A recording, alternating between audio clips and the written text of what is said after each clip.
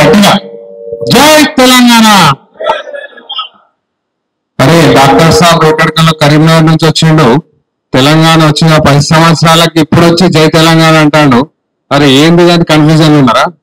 ఎందుకంటే ఉద్యమాల నుంచి పుట్టుకొచ్చినండి, ఉద్యమాలు చేసి తెలంగాణ తెచ్చుకున్నాం. ఎందుకు తెచ్చుకున్నాం? తెలంగాణ వస్తే మన నిధులు మనకు వస్తాయి, మన నియామకాలు వస్తాయని చెప్పి, మన జాబులు మనకు వస్తాయని తెచ్చుకున్నాం.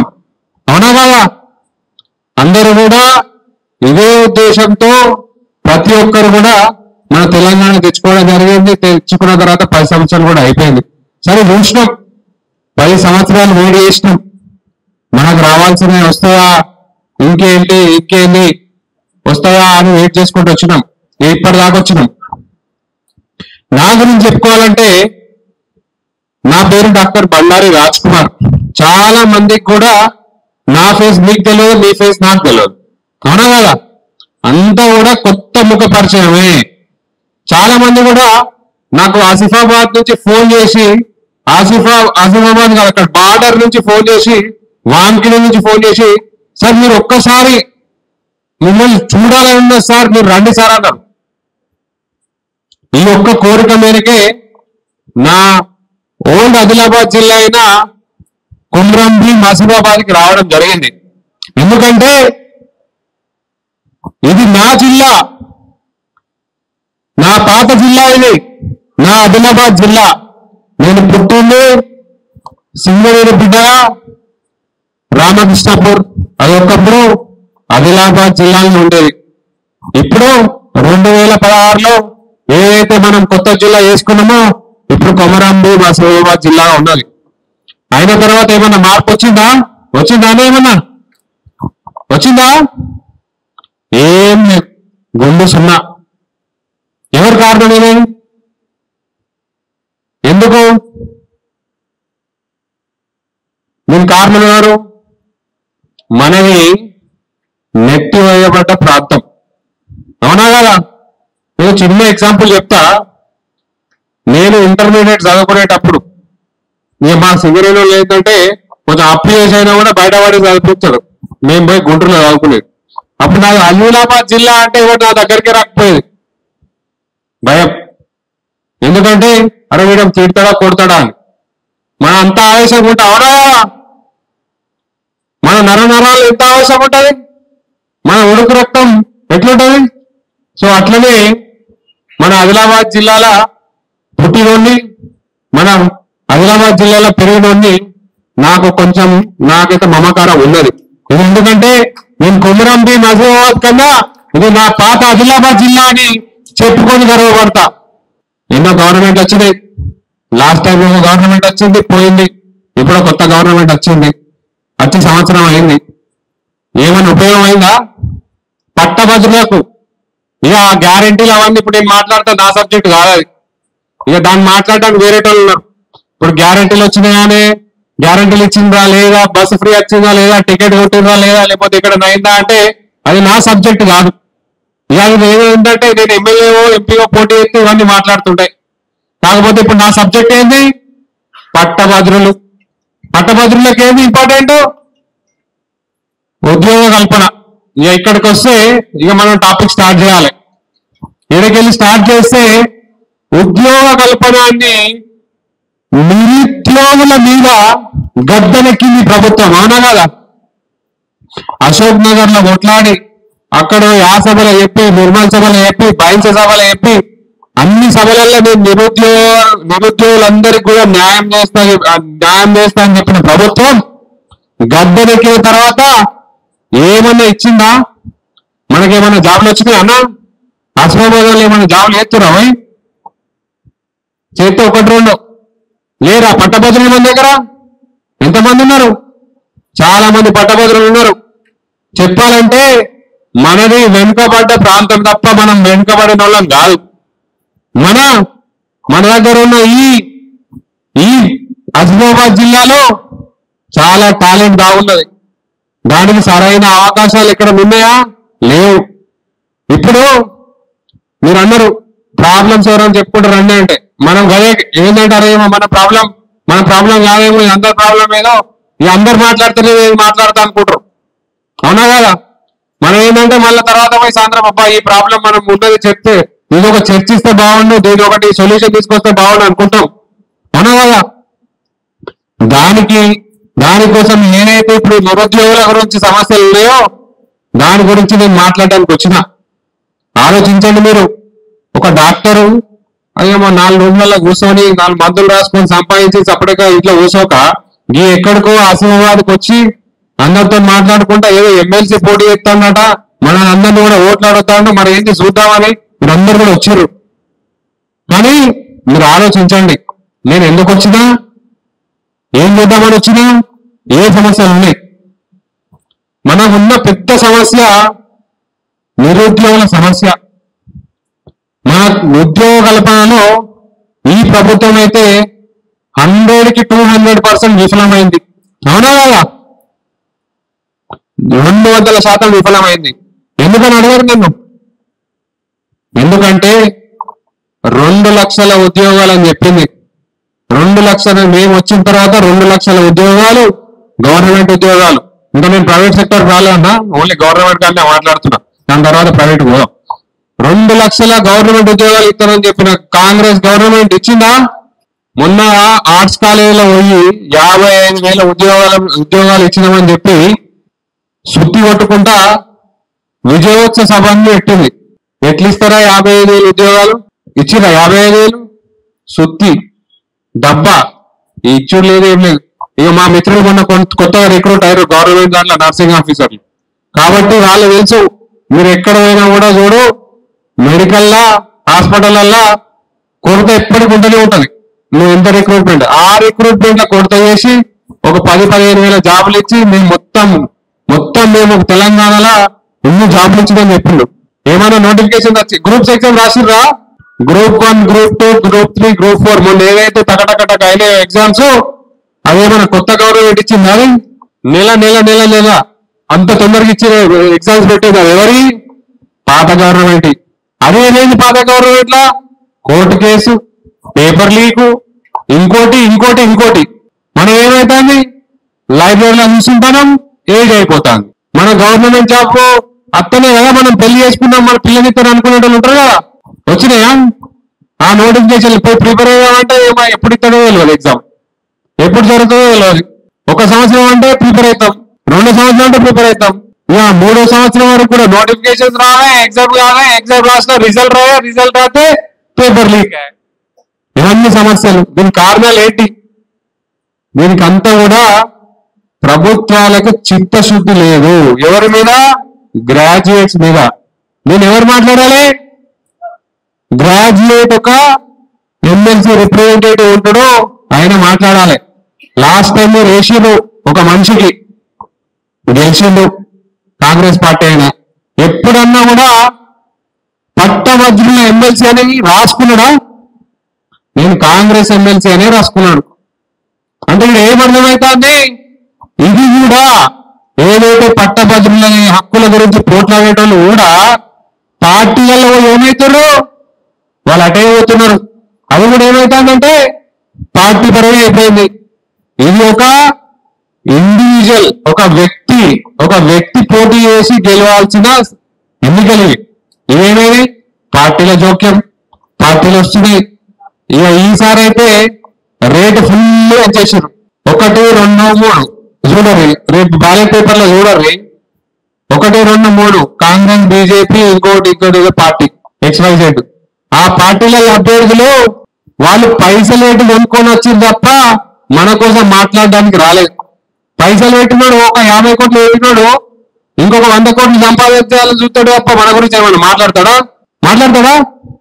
మాట్లాడేటోళ్ళకి ఇవ్వండి మీరు అవకాశం. నేను మీ ముందుకు వచ్చిన, నా పేరు డాక్టర్ బండారి రాజ్ కుమార్. ఏం పేరు? బండారి రాజ్ కుమార్. నేను వృత్తిపరంగా వైద్యుని. మాకు కూడా సమస్యలు ఉండే, మా వైద్య శాఖలో కూడా సమస్యలు ఉండే, మాకు ఒక మెడికల్ కౌన్సిల్ ఉండే.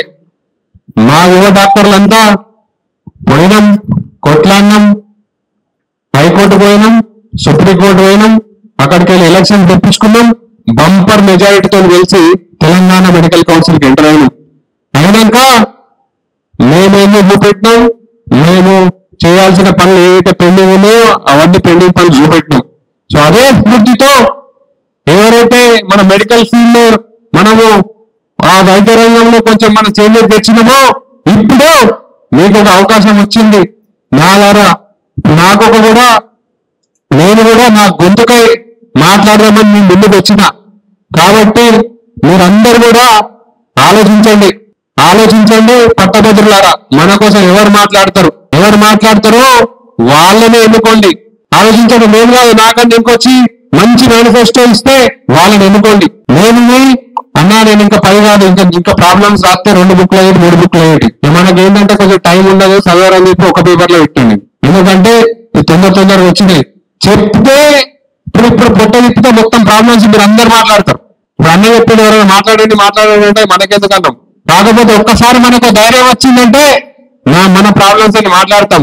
అదే ధైర్యం నేనైతే అని చెప్తున్నా, మీ ముందుంటాను అని చెప్తున్నా, మీరు ఒక అవకాశం ఇవ్వండి అని చెప్తున్నా.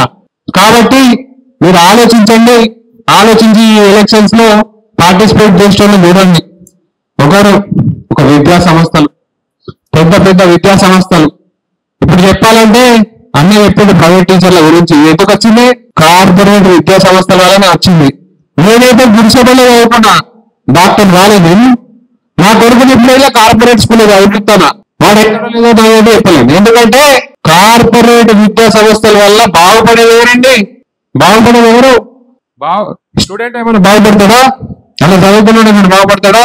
లేకపోతే అందులో చెప్పే అధ్యాపకుడు సార్ బాగుపడతాడా? ఎవరు బాగుపడతాడు? మేనేజ్మెంట్ నడిపించేటోడు. కోట్లకి ఇంకా 10 కోట్లు ఆడైతాయి. అట్లా ఆడేటోడు మన ప్రాబ్లం తెలుస్తుందా? ఇప్పుడు ఎక్కడికైనా వచ్చిందా? ఇట్లాంటి సభ పెట్టిందా? మన ప్రాబ్లమ్స్ ఏంది తెలుసుకోమని మాట్లాడిందా? వచ్చినా కూడా నేను గజ్జెత్తా లేదు అంతే తప్ప మిమ్మల్ని ఇన్వాల్వ్ చేసి మీ ప్రాబ్లమ్స్ ఏమైనా అడిగిందా? మేము ఆ మేనిఫెస్టో ఎట్లా పెట్టినాం అంటే ప్రతి ఒక్కరి దగ్గర పోయినాం, ప్రతి డిపార్ట్మెంట్ పోయి ఆ ప్రైవేట్ ఉద్యోగాల సమస్యలు ఏంటి, గవర్నమెంట్ ఉద్యోగాల సమస్యలు ఏంటి కనుక్కున్నాం. అది నేనే రాసింది కాదన్నా, నా చేతుల మీద రాసింది కాదు. మీలాంటి బట్టలు అందరూ కూడా కలిసి నాకు ఇచ్చి ఈ ప్రాబ్లమ్స్ ఉన్నాయి, మీరు మాట్లాడండి, నేను ముందు పోతున్నారు కదా మాట్లాడండి అని చెప్పించింది. అది నాకేమో కాదు, నేను బయట రంగంలో ఉండకుండా నాకు ఈ ప్రాబ్లమ్స్ అని ఎట్లా వెళ్తాయి? ఇంట్రాక్షన్ అయినా పోయినా కూర్చున్నా మాట్లాడి ఈ ప్రాబ్లమ్స్ ఏంటి, దాని సొల్యూషన్స్ ఏంటి అని కూడా అడిగితే అన్న గిట్ల ఉన్నాయన్నప్పుడు ఇప్పుడు నేను మేనిఫెస్టోకి వద్దాం. దానికొకటి మనం ఏంటంటే మనం గెలిస్తే ఏం చేస్తామనేది మీరు అడగండి. ఏ అభ్యర్థి కూడా అట్లాంటి సిటీ పెట్టి నేను ఇది దాస్తా అని చెప్పలే, ఇది చేస్తా అని చెప్పలే. ఎందుకంటే వాళ్ళకి భయం. జాబ్ క్యాలెండర్ మీద ఒకరు కూడా మాట్లాడరు. ఆ జాబ్ క్యాలెండర్ అయితే శుద్ధ వేస్ట్ క్యాలెండర్. ఏదైనా 2-3 క్యాలెండర్లు ఉంటాయి అనే ఏ ప్రభుత్వంలో 2 క్యాలెండర్లు. ఒకటేమో అక్టోబర్లో ఇస్తాను ఎగ్జామ్, దిక్కులేదు. మొన్న రాసిన గ్రూప్ 1 రిజల్ట్స్ దిక్కులేదు. గ్రూప్ 2 పెద్ద మనిషి మన సీఎం గారు ఏమన్నారంటే గ్రూప్ 2 ఎగ్జామ్ 2000 మందితో రాస్తా అన్నాడు, 2000 మందితో పెడతా అన్నారు. పెట్టిందా? కేవలం 737 పాత గవర్నమెంట్ ఇచ్చిందో దాంతోనే ఫిల్ చేసిండు. ఇదేం కానీ మన పట్టభద్రులు అయితే లాఠీ చార్జ్ చేసిండు అశోక్ నగర్ లో. అవునా కదా? పట్టభద్రుల మీద ప్రభుత్వంలో ఉన్న సీఎం గారు లాఠీ చార్జ్ చేయించారు. ఇది ఉంది మనకు. అప్పుడు అనుకున్నాం మనం అంతా, బిడ్డ నువ్వు మా మీదే ప్రభుత్వంలో ఎక్కినావు, ఇప్పుడు మేమేందో చూపెడతాం, మా పట్టభద్రుల ఎలక్షన్స్ లో మేమేందో చూపెడతాం. ఆయన ఇచ్చిండు కూడా ఎట్లా ఇచ్చిండో అంత విద్యా సంస్థలు ఆస్తి పరులు వాళ్ళకే ఇచ్చారు. మీరు చూడండి 1, 2, 3 అది ఏంటంటే అది రేట్తో 3 సీటు అంతే తప్ప మనతో మాట్లాడేది కాదు, మనతో చేసేది కాదు. మేము ఇప్పుడు కాదు, సంవత్సరం నుంచి కష్టపడుతున్నాం. కష్టపడి చాలా మంది పట్టభద్రులను కూడా ఎన్రోల్మెంట్ చేయించినాం. వైద్య రంగంలో కూడా చాలా ఎన్రోల్మెంట్ చేయించినాం. కాబట్టి మీరందరూ కూడా ఆలోచించండి. చాలా ప్రాబ్లమ్స్ ఉన్నాయి, చాలా చర్చించేవి ఉన్నాయి. అన్న వాళ్ళు కూడా మనకు మంచి సజెషన్స్ ఇచ్చిండ్రు, ఇవి కూడా తీసుకుంటాం. ఇంకోటి GO 29, GO 55 దీనివల్ల SC, ST, BC, minority, tribal people చాలా మంది కూడా సఫర్ అవుతున్నారు. ఇక్కడ ట్రైబల్ లో కూడా ఇంకొక ప్రాబ్లం ఉన్నది. చాలా మంది కూడా ఇక్కడ కానిస్టేబుల్ ఎగ్జామ్స్ ఇచ్చింటారు, ఇక్కడ వాళ్ళకు తీవ్రమైన అన్యాయం జరిగింది. మొత్తం అంతా హైదరాబాద్ లోనే తీసుకుపోయారు GO46. దాని రద్దు కొరకు కూడా నేను కొట్లాడతా. ఎందుకంటే మన బిడ్డలకు న్యాయం జరగాలి ఇక్కడ.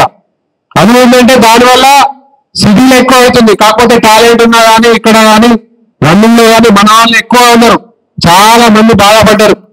ఈ ఆసిఫాబాద్ జిల్లానే, ఈ కాగజ్నగర్ జిల్లానే, ఆ బెల్లంపల్లినే చాలా మంది కూడా GO46 వల్ల ఉద్యోగం రాక చాలా నష్టపోయారు. సో ఇవన్నీ సమస్యలు ఉన్నాయి, చాలా సమస్యలు ఉన్నాయి.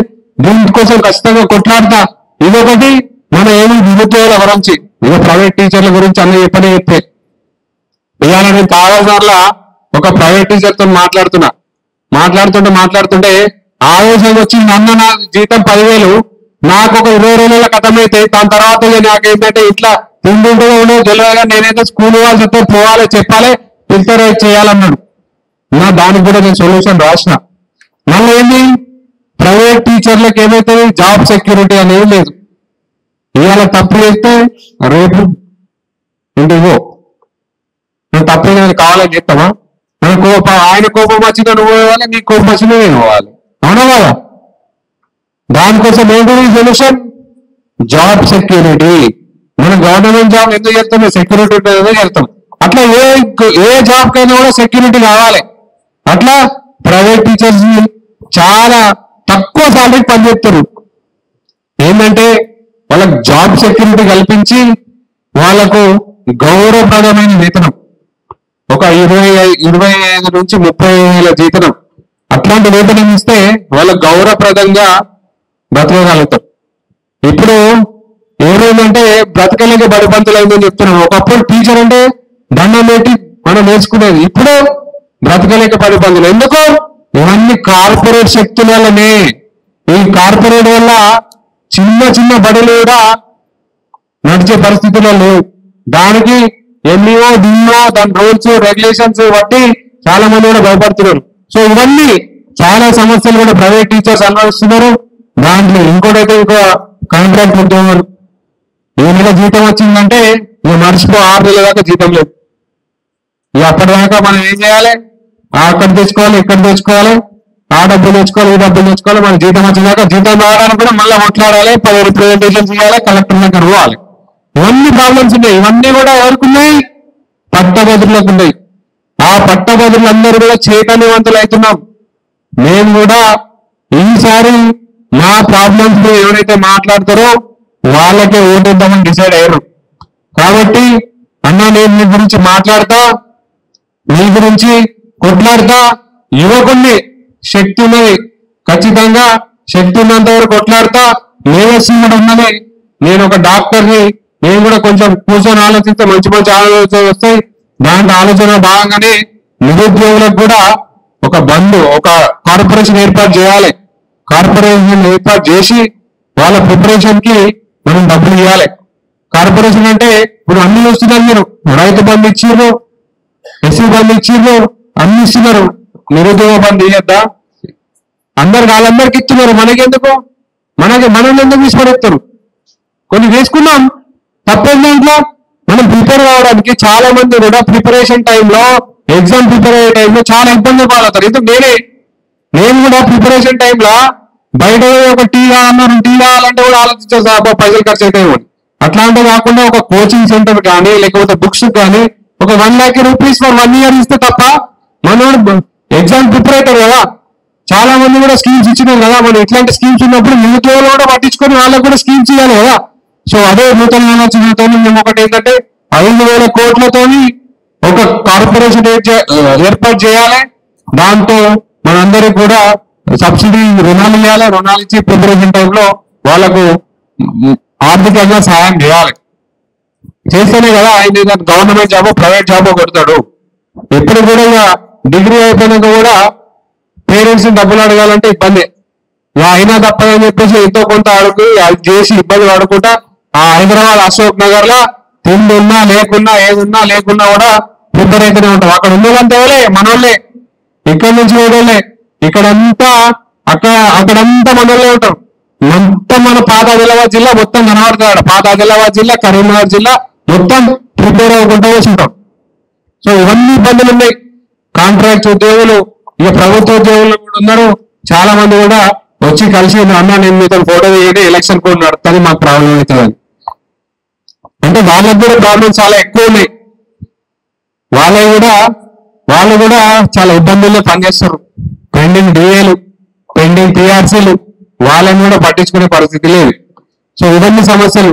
హెల్త్ ఇన్సూరెన్స్ ఇంతకుముందు డిస్కస్ చేసినాం. ఈ ఇన్సూరెన్సెస్ ఇవ్వాలి అని ఖచ్చితంగా ప్రతి పట్టభద్రుడు కూడా ఎవరికైనా కూడా ఆరోగ్యంగా ఖచ్చితంగా ఉండాలనుకుంటారు. కాబట్టి వాళ్ళకి ఎప్పుడైనా కూడా మీరు గమనించండి, ఎప్పుడైతే మనము ఆరోగ్యపరంగా నష్టపోతామో అప్పుడే ఆర్థికంగా కూడా నష్టపోతాం. అట్లా నష్టపోకుండా ఉండడానికి మనకు ఒక ఇన్సూరెన్స్ తీసుకొస్తే మాత్రం ఖచ్చితంగా మేలైతుంది, కొంచెం సహాయం చేసిన వాళ్ళు కూడా అవుతాం. సో ఇవన్నీ ప్రాబ్లమ్స్ ఉన్నాయి. దాని యొక్క సొల్యూషన్స్ పెట్టినాం. సో మీరందరూ కూడా ఆలోచించండి. నేనైతే మీ ముందు కొట్లాడతా అని చెప్తున్నా. మీరందరూ వేయాల్సింది ఏంటంటే మేము భారీ మెజారిటీతో గెలిపేయండి. ఖచ్చితంగా ఇవన్నీ ప్రస్తావాలు కానీ ఇవన్నీ కూడా ఇష్యూస్ మాత్రం ఖచ్చితంగా నేను లేవనెత్తుతా. ఎందుకంటే మీ గొంతుకనే కదా నేను అక్కడ వినిపించేది. అందరం అరవలేదు కదా, ఒక అర్చకుడు కావాలి కదా, ఒకడు కొట్లాడేటోడు కావాలి కదా. ఆ కొట్లాడేటోడే నన్ను చేయండి అని అడుగుతున్నా మిమ్మల్ని. రాబోయే 27వ తారీఖు రోజు ఎలక్షన్స్ ఉన్నాయి. ఆ ఎలక్షన్స్ రోజు మీకు బ్యాలెట్ వస్తుంది. బ్యాలెట్ వచ్చినప్పుడు ఓటు వేయండి డాక్టర్ బండారి రాజ్ కుమార్ కి. ఇప్పుడే నంబర్లు వచ్చినాయి. నా వయసు 37 years, నా నంబర్ కూడా 37. చాలా శుభసూచకం అనిపించింది.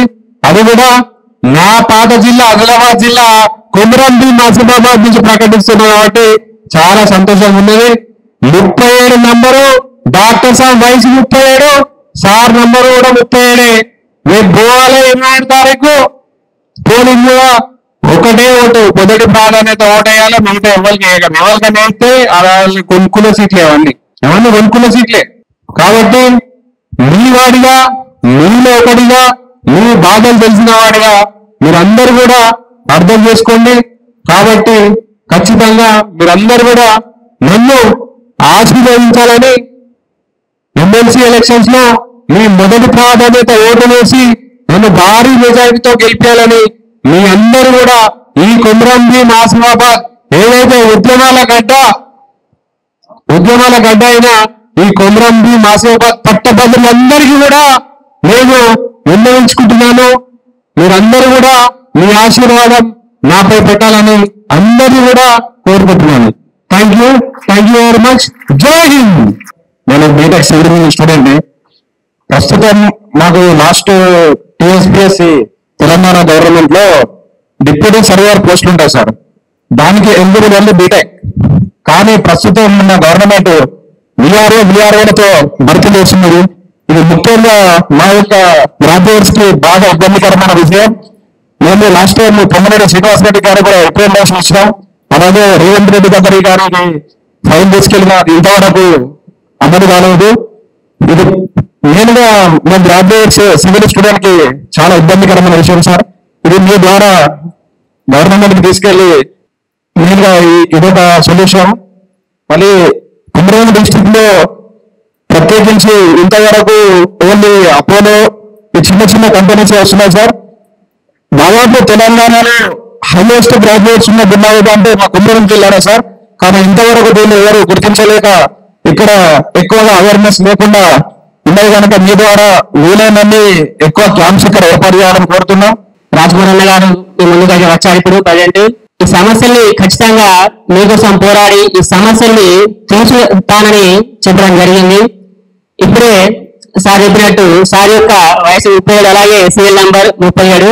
సో మీరందరూ కూడా 37 నంబర్ కి మొదటి ప్రాధాన్యత ఓటు వేసి సార్ని ఘన విజయం పొందినట్లు, అలాగే ఇంకా ఈ సభకి ఇంకా ఎవరైతే రాకుండా మన ఈ పట్టభద్రులు ఉన్నారో వాళ్ళని కూడా మోటివేట్ చేసి మన సార్కి మొదటి ప్రాధాన్యత ఓటు వేసినట్టు చెప్పారని కోరుకుంటున్నాను. మన కోసం ముందర వచ్చిన అన్నగారికి ధన్యవాదాలు. Thank you very much. చాలా ధన్యవాదాలు. మీరందరూ కూడా చాలా ఒక సైన్యంలోకి వచ్చారు. Thank you very much. మీరందరూ కూడా నాకు హెల్ప్ చేస్తూ ఈ 37 నంబర్ని డాక్టర్ సాబ్ నంబర్ని కొంచెం బాగా స్ప్రెడ్ చేయండి. అది సోషల్ మీడియా ద్వారానే బాగా వెళ్ళిపోతుంది కాబట్టి ఆసిఫాబాద్ జిల్లాలో కూడా బాగా సోషల్ మీడియా నడుస్తుందట. కాబట్టి మీరందరూ కూడా మీ దోస్తులకు, అక్కలకు, చెల్లెలకు, అన్నలకు, తమ్ముళ్లకు వాళ్ళందరికీ కూడా డాక్టర్ సాబ్ ఏం మాట్లాడిండో చెప్పండి. చెప్పి కొంచెం మోటివేట్ చేసి 37 నంబర్ మీద 27వ తారీఖు ఓటేయమని చెప్పండి. ఖచ్చితంగా మీరందరూ కూడా ఎవరైతే ఓటు హక్కు ఉన్నదో వాళ్ళందరూ కూడా వేస్ట్ చేయకుండా మీతో పాటుగా ఇంకొక 10 మందికి చెప్పుకుంటూ మన డాక్టర్ సాబ్ ఏదైతే నేనైతే మొత్తం మన కోసమే వచ్చేసినాను. నాకు 37 ఇయర్స్, నాకు ఉద్యమం కొత్త కాదు. నేను కూడా ఉద్యమంలో గాంధీ హాస్పిటల్లో దెబ్బలు తిన్నా, జైలుకు పోయినా, తెలంగాణ వచ్చింది సంతోషం. దాని తర్వాత నా ప్రొఫెషన్ కంటిన్యూ చేసుకున్నా, మళ్ళీ ఒక ఉద్యమం చేద్దామని వస్తున్నా. కాబట్టి మీ ఆసిఫాబాద్ జిల్లా పట్టభద్రుల ఆశీర్వాదం కావాలని కోరుకుంటున్నా. కాబట్టి మళ్ళీ నేను రిక్వెస్ట్ చేస్తున్నా, నా నంబర్ గుర్తుపెట్టుకోండి. ఎంత గట్టిగా 3737. Thank you very much. Normal అవ్వాలని చూస్తుంది తప్ప మన గవర్నమెంట్ హాస్పిటల్లో సిజరింగ్ అనే సదుపాయం అంటే లేదు సార్. ఇక్కడ సరైన స్టాఫ్ లేదు. అయితే వైద్యం విషయాల్లో మీరు చొరవ తీసుకొని నాకు న్యాయం చేయాలని, వెనుకబడిన ప్రాంతాన్ని ఆదుకోవాలని కోరుకుంటున్నాను సార్. ఎందుకంటే నేను ముందే చెప్పిన, మన ఆదిలాబాద్ జిల్లా, ఆసిఫాబాద్ ఏదైతే కొత్త జిల్లా ఉన్నదో వెనుక పడేసిన ప్రాంతం. ఇక్కడ రావడానికి కూడా చాలా మంది డాక్టర్స్ కానీ, నర్సింగ్ స్టాఫ్ కానీ, లేకపోతే సిస్టర్స్ కానీ వీళ్ళందరూ కూడా కొంచెం పెడుతుంటారు. నేను కూడా దానికి ఒక ఆలోచన పెట్టిన, ఎవరైతే ఇట్లాంటి ట్రైబల్ ఏరియాస్ లో సర్వీస్ ఇస్తారో వాళ్ళకి మంచి ఇంక్రిమెంట్ చేయండి. ఖచ్చితంగా హైదరాబాద్ నుంచి కూడా ఇక్కడికి వచ్చి చేస్తారు. కాబట్టి డాక్టర్స్ కూడా ఒక ఇంక్రిమెంట్, లేకపోతే ఇంకేమన్నా ఫెసిలిటీస్ కానీ, మంచి క్వార్టర్స్ కానీ అట్లాంటివి ఇస్తే మాత్రం ఖచ్చితంగా ఇక్కడ చాలా మంది డాక్టర్స్ కానీ, నర్సెస్ కానీ చేయడానికి రెడీ ఉన్నారు. నేను చాలా మంది డాక్టర్స్ తో కూడా డిస్కస్ చేయడం జరిగింది. ట్రైబల్ ఏరియాలలో ముఖ్యంగా ఇబ్బంది పడేది రెండు విషయాలల్లో, విద్య, వైద్యం. సో విద్య గురించి ఇప్పటిదాకా నేను చెప్తే వైద్యం గురించి డాక్టర్ బాగా తెలుసు కాబట్టి మనం చెప్పినంటారు. అందుకే నేను వైద్యం గురించి తక్కువ మాట్లాడాను. ఎందుకంటే వృత్తిపరంగా నేను డాక్టర్నే కాబట్టి, అరే డాక్టర్ సాబ్ వచ్చిండు మొత్తం ఏదో మెడికల్ లాంగ్వేజ్ మాట్లాడి పోయిన అనుకోకుండా నేను ఓన్లీ విద్య గురించి చెప్పిన, నిరుద్యోగుల గురించి చెప్పిన. ఏదైతే మీరు ఏదెత్తారో ఇక వైద్యం గురించి చెప్పాలంటే నాకు చాలా ఐడియాస్ ఉన్నాయి. ఒకటి, మీరు అన్నట్టు ఇక్కడ మెడికల్ కాలేజ్ పడ్డా కూడా రిక్రూట్మెంట్స్ కానీ రావడానికి కానీ చేయడానికి కానీ కూడా ఎవరు లేరు. ఇటువంటి ఏరియాలో ఒక మంచి సూపర్ స్పెషాలిటీ హాస్పిటల్ పెడితే మాత్రం చాలా మంది కూడా ఉపయోగంలో ఉంటుంది. సో దానికి పెడతాం, కాకపోతే దాన్ని నడిపేయాలి కదా. నడిపేయాలంటే ఎవరు కావాలి? స్కిల్డ్ పర్సన్స్ కావాలి, డాక్టర్స్ కావాలి, నర్సులు కావాలి, సిస్టర్స్ కావాలి. వాళ్ళు రావడానికి ఎందుకు ఇబ్బంది పడుతున్నారు?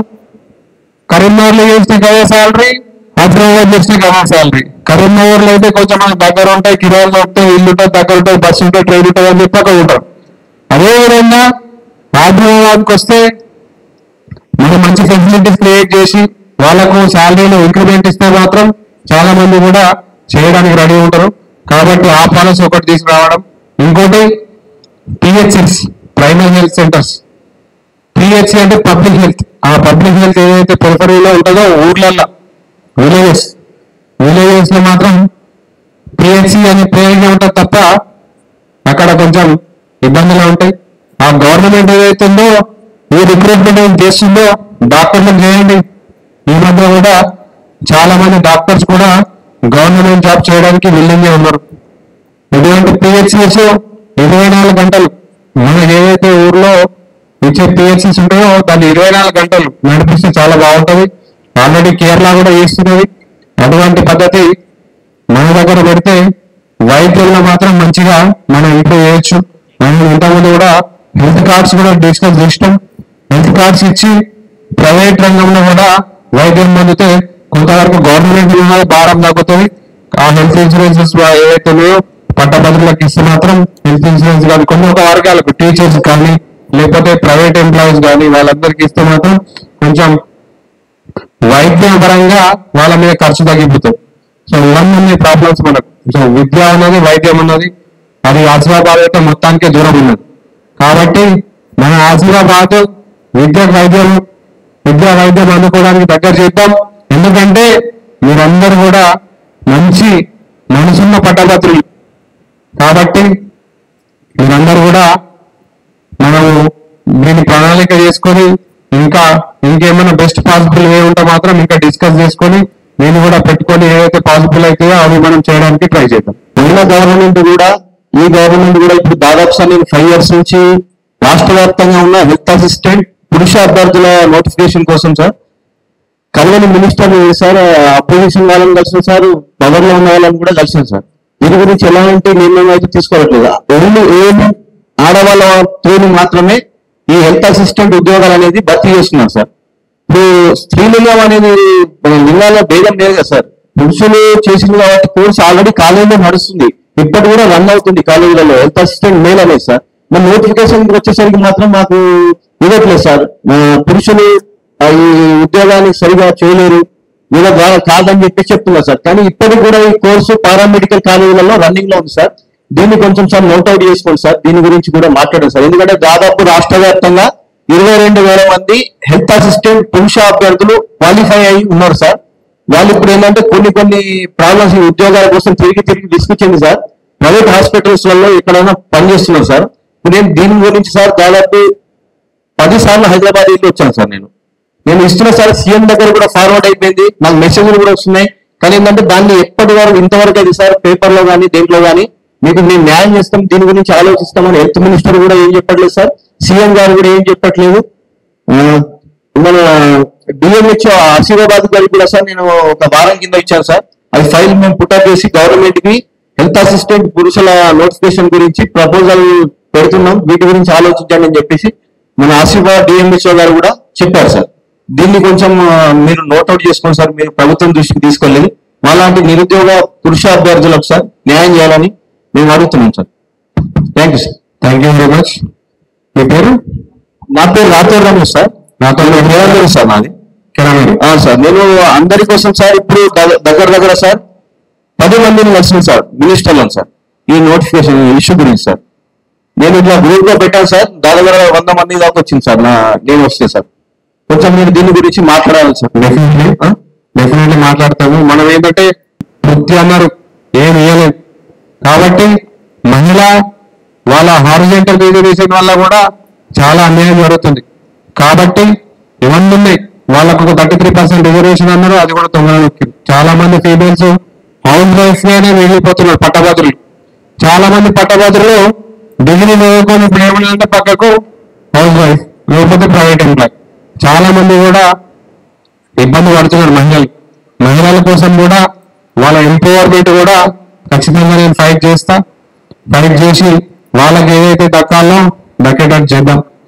ఖచ్చితంగా మీరు ఏదైతే అన్నారో హెల్త్ డిపార్ట్మెంట్ ప్రాబ్లమ్స్ ఇవి ఎప్పటి నుంచి ఉన్నాయి, ఇవి ఖచ్చితంగా సాల్వ్ చేస్తాం. ఇవన్నీ కూడా మనం డిస్కస్ చేస్తే బయటకు వచ్చేది. నేనేదో వచ్చి 4 మాటలు చెప్దామని రాలే. అందుకే నేను మిమ్మల్ని అందరితో ఇంటరాక్ట్ అయితే మీరు మంచి రిజల్ట్ ఇస్తారని ఈ ఒక ఇంటరాక్షన్ సమ్మేళనం అంటే నాకు డబ్బు కొట్టడం, సభ అంటే మనందరం డిస్కస్ చేసుకోవడం.